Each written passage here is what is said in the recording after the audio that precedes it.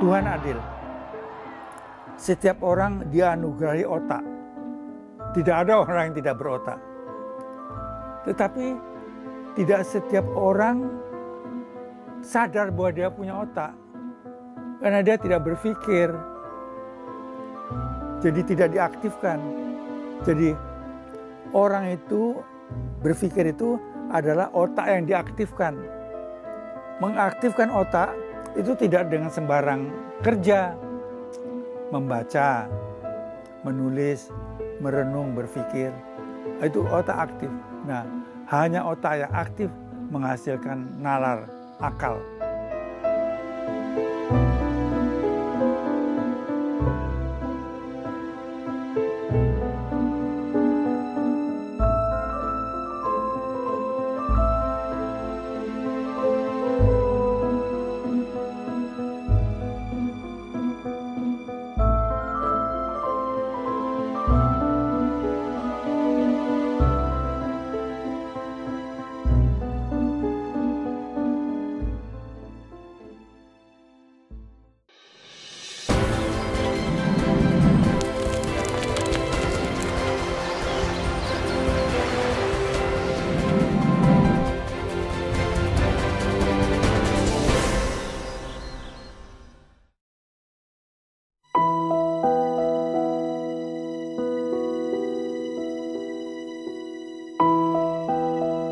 Daud Yusuf lahir di Sumatera Utara 8 Agustus 1926. Lahir dari pasangan Muhammad Yusuf dan Siti Jasiah. Daud dibesarkan dalam kehidupan keluarga yang sederhana.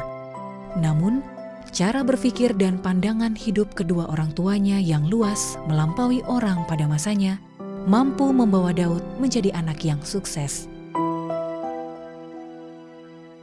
Daud memperoleh gelar sarjana ekonomi dari Fakultas Ekonomi Universitas Indonesia pada tahun 1959. Kemudian, ia melanjutkan studinya ke Sorbonne, Prancis, dan meraih 2 gelar doktor, yakni Ilmu Keuangan Internasional dan Hubungan Internasional, serta Ilmu Ekonomi.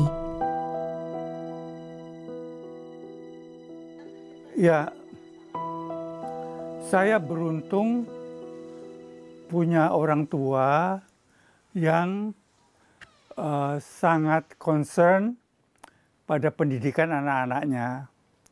Walaupun mereka sendiri tidak pernah mengenyam pendidikan modern. Di zamannya ketika itu, abad 19, mereka bersekolah di madrasah. Kami kan berlima, nomor 1, 2, 3 perempuan, saya nomor 4, yang kelima laki-laki juga.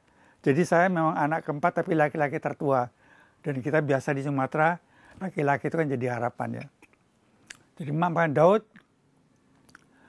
kami dapat memberikan kalian perlindungan rumah, makan, pakaian. Tapi kami tidak bisa memberikan kau ilmu pengetahuan. Jadi itu harus kau cari. Jangan pikirkan pembiayaannya, kami yang akan mencari. Jadi itulah saya terus sekolah. Di tahun 1958, Daud Yusuf menikah dengan Sri Sulastri, sahabatnya di Sekolah Menengah Atas Yogyakarta. Daud dikaruniai seorang anak perempuan yang diberi nama Sri Sulaksmi Damayanti. Dalam keluarga, Daud dikenal sebagai sosok yang tegas dan disiplin. Bapak di rumah dan bapak di luar beda. Bapak itu periang, suka joking. Bapak itu demokratis. Bapak itu melakukan segala sesuatu yang bisa menjadi panutan saya dan sebenarnya semua orang juga gitu. Jadi Bapak itu semua itu terencana, teratur, sistematik, dan Bapak pun orangnya seperti itu. Jadi itu jadi panutan kami semua. Kita tidak perlu show off, kata Bapak. Kalau kita itu ada isinya di kepala, tanpa kita show off, orang akan berpaling pada kita. Pada masa jabatannya sebagai Menteri Pendidikan dan Kebudayaan di tahun 1978, Daud Yusuf terkenal karena kebijakannya memperkenalkan normalisasi kehidupan kampus atau Badan Koordinasi Kemahasiswaan atau NKKBKK, yang pada intinya dimaksudkan untuk membersihkan kampus dari kegiatan-kegiatan berpolitik.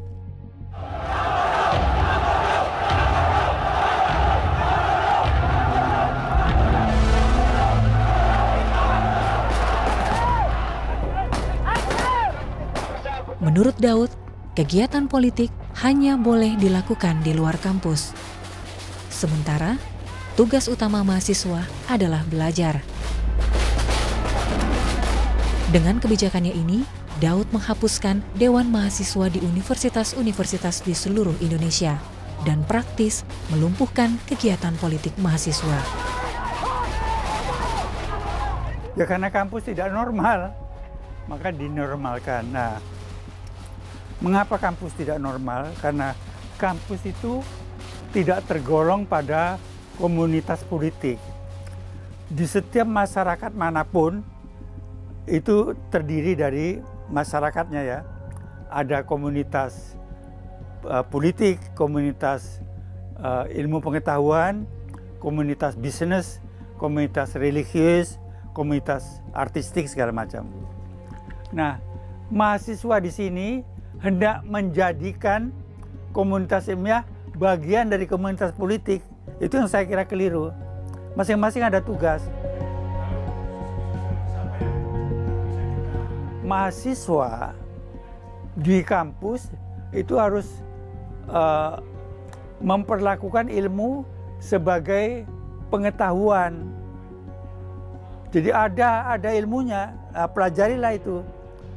Jadi sebelum mereka itu ingin mengatur masyarakat, mereka harus mengatur cara berpikirnya dulu.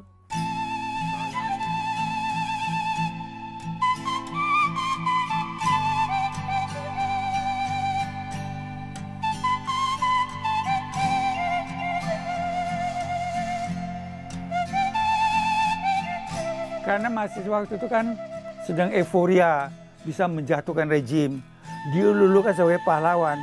Boleh aja, nggak jarang.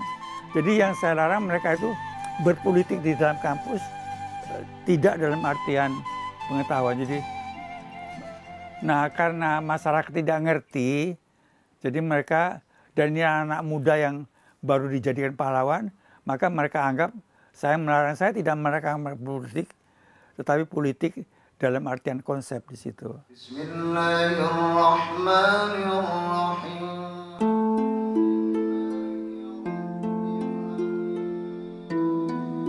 Daud Yusuf juga mengeluarkan keputusan yang melarang libur selama masa bulan puasa. Beliau pula yang telah mengubah kalender akademik dari bulan Januari menjadi bulan Juli. Islam sangat menganjurkan pemeluknya untuk menguasai ilmu pengetahuan melalui pikiran yang disebut akal, yang saya terjemahkan dalam nalar. Jadi sebetulnya Islam itu adalah a religion of reason, bukan a religion of fear. Kita disuruh Tuhan itu justru membaca, belajar pada waktu bulan Ramadan. Bukan untuk tidur. Bahkan Saudi Arabia tidak libur bulan puasa. Malaysia yang negara berdasarkan Islam tidak libur. Pakistan tidak libur. Kok kita libur? Nah waktu itu diliburkan karena dianggap itu sebagai simbol keislaman oleh orang-orang yang mengaku dirinya Islam atau partai Islam. Jadi saya menentang mereka. Karena pada waktu itu sudah cukup banyak orang yang pelin-pelan, orang yang tidak mau berterus terang ya, mencari zona nyaman menurut Pak Jokowi barusan ini ya, harus keluar dari zona nyaman. Ya. Daud langsung kalau memberi komentar dan memberi catatan-catatan itu, kadang-kadang ini kurang bisa diterima ya, atau disalah mengerti. Tapi beliau sebetulnya merumuskannya secara tegas dan baik. Saya berani karena saya anggap saya betul. Kalau memang saya itu salah menafsirkan ajaran Islam, Tuhan akan menghukum saya, bukan mereka. Dan nama saya kan nama dua nabi, Daud Yusuf, David Yosef. Dan dua-duanya itu cemerlang toh. Bagi saya itu berat itu. Nama itu kan orang tua memberikan nama pada anak kan dengan harapan kira-kira nama itu membuat dia itu ya saya sadar itu. Setelah pengumuman kemerdekaan dengan beberapa teman saya berusaha memindahkan senjata dari Medan Timur ke Medan Barat karena senjata itu diperlukan oleh pejuang Aceh. Memasuki masa pensiun, tak seperti kebanyakan orang di usia lanjut, Daud Yusuf justru masih produktif. Menulis dan membaca menjadi sebuah rutinitas yang tak boleh terlewatkan. Salah satu cara untuk mengetahui kekurangan kita itu adalah menulis. Sebab kalau kita tidak punya pengetahuan, kita tidak bisa menulis. Apa yang mau ditulis? Paling sedikit pengetahuan kita tentang bahasa. Kita harus tahu kata-kata apa yang cocok. Apa ditaruh di depan atau di belakang. Ya itu penting. Jadi kita didorong untuk lebih tahu. Jadi dengan menulis kita tambah pengetahuan sebetulnya. Paling sedikit pengetahuan tentang kata-kata. Semua suka ada. Karena masalahnya khusus ada. Ini yang lebih banyak sering saya pakai. Tulisan Daud sering dimuat di media massa. Ia juga menulis buku dan selalu menyisipkan pesan moral dalam setiap tulisannya. Emak adalah salah satu judul buku yang ditulis untuk mengenang sosok sang ibu yang banyak memberi pengaruh dalam kehidupan Daud. Emak itu di mata saya orang yang perempuan yang luar biasa. Barangkali subjektif ya, semua anak begitu. Tapi emak itu saya anggap orang luar biasa karena dia betul-betul kasih sayangnya itu konstruktif, tidak memanjakan, tapi mendidik. Waktu saya menerima gelar doktor, orang Indonesia pertama di Sorbonne untuk gelar ekonomi, di mata saya bayangkan ada orang yang telah mendukung saya bisa ke sana. Barisannya panjang dan orang pertama yang diri paling ujung itu adalah seorang perempuan tinggi semampai, rambutnya panjang emak. Jadi saya pikir sudah waktunya saya menulis perempuan ini.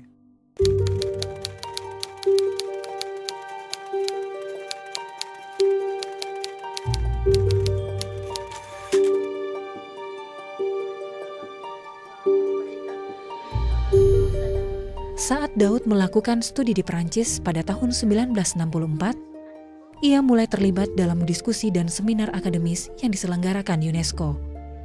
Salah satunya tentang dana hibah bagi situs-situs yang dianggap sebagai warisan budaya dunia.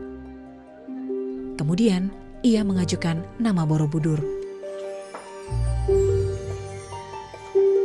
Tahun 1954 adalah tahun pertama ia bertemu dengan Borobudur. Saat itu, ia melihat Borobudur tak serapi saat ini. Banyak di antara bagiannya yang tidak terawat dan memprihatinkan. Jadi waktu sampai ke sana sore hari, sedih saya lihatnya. Itu dinding candi yang balustrade yang penuh dengan ukiran, itu udah miring. Kemudian Masya Allah kotor. Ada di situ ayam, lantas apa, membuang kotorannya. Ada kambing di halamannya, tidak terawat. Ada tentara belajar baris, anak main bola, hanya dada telanjang, main-main. Jadi kami pemilik dari warung kami mengingatkan, Pak, nanti kalau ada goyang gempa, cepat turun, ini bisa rontok. Ya dah. Jadi pada waktu saya menteri, itu tanggung jawab saya, pemugaran itu. Maka itu saban saya memugar ke sana, saya buat skesa. Persis 3 bulan sebelum masa jabatan saya akhir, Borobudur selesai.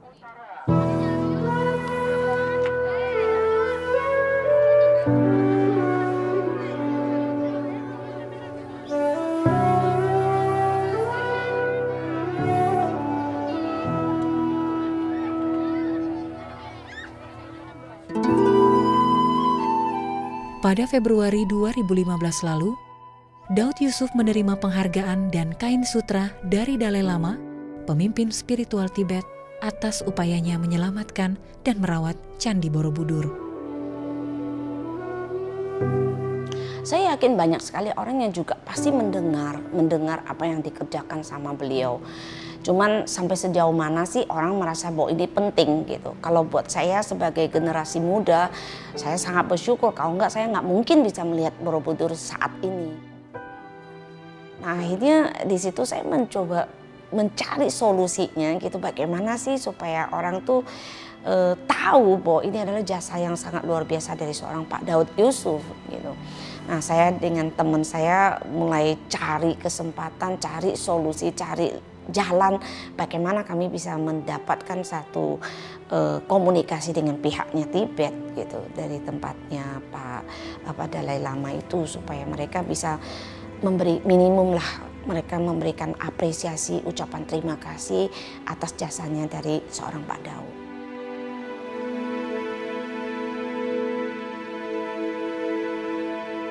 Rupanya Tuhan memberikan saya misi khusus. Andai kata, saya yakin, andai kata Daud Yusuf tidak ke Sorbonne, tidak ada orang yang tahu UNESCO, tidak ada tahu dana, Borobudur rontok, pasti. Jadi Tuhan itu kan tidak kebetulan, dia semua punya, jadi ada misi dari Tuhan. Jadi saya bangga itu.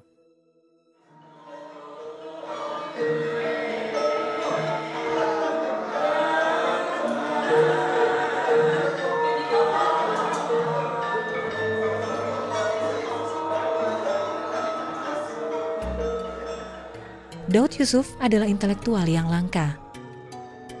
Tak banyak orang yang mencapai usia 90 tahun dalam kondisi yang sehat dan bugar.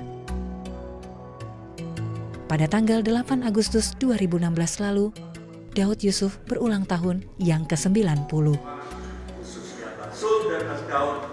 Saya kira seluruh dunia juga sama.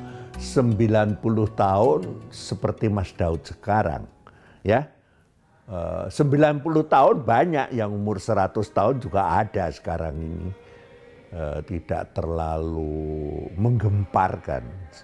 Tetapi bahwa masih berpikir jernih, terang, dan masih produktif seperti Daud Yusuf, ya memang masih bisa dihitung gitu caranya ya. I hope I can be like that. Sekarang saya baru 83 ya. Saya harap 7 tahun yang akan datang masih tidak ngawur gitu ya. Mas Daud masih tertib dan masih terus ya menulis. Itu istimewanya di situ ya. Ya hebat, memang itu semuanya udah suratan ya, itu pemberian dari Tuhan. Tapi saya juga percaya bahwa Tuhan itu memberi kepada orang yang mau berusaha. Saya lihat bapak dan ibu saya dua-duanya orangnya hidupnya itu disiplin sekali, ya teratur. Jadi ya istilahnya saja bukan hidup untuk makan, tapi makan untuk hidup.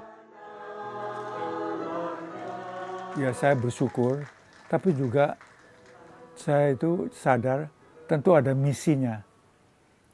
Jadi Tuhan tentu ingin memberikan misi sesuatu pada saya, dan yang saya ketahui misi itu Tuhan juga memberikan misi pada seseorang, tentu sesuai dengan kemampuan orang itu. Tuhan Maha tahu toh.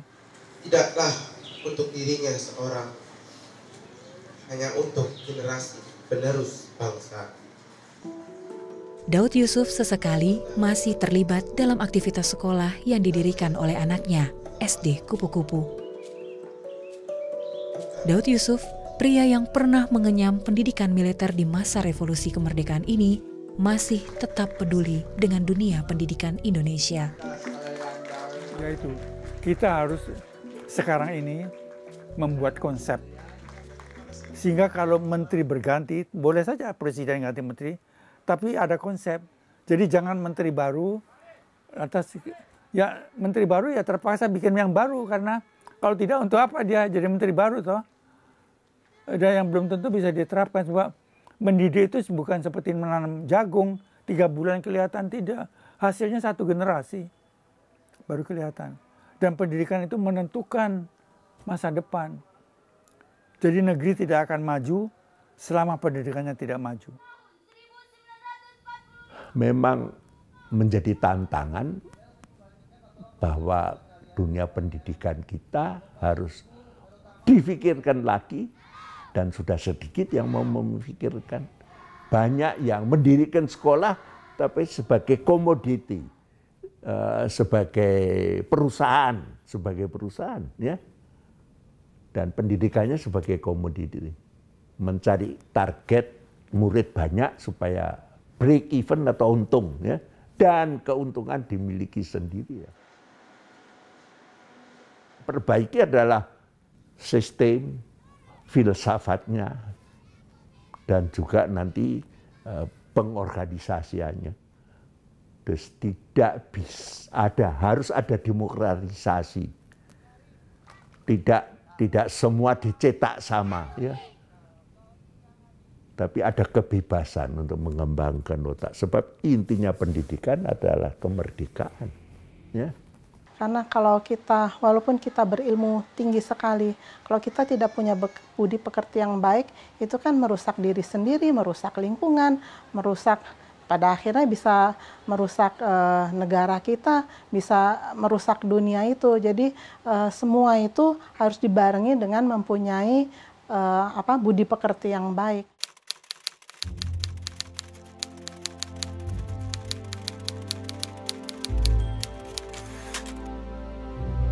Harapan saya, Pak Daud, jangan pernah berhenti untuk memberikan kami contoh, jangan pernah berhenti untuk memberikan kami cara-caranya, bagaimana kami mampu menjadi anak-anak bangsa ini menjadi anak-anak bangsa yang berkualitas seperti Pak Daud, dan kami akan membuat ini menjadi besar dan seluruh Indonesia nanti akan tahu apa yang telah dilakukan oleh seorang Pak Daud Yusuf.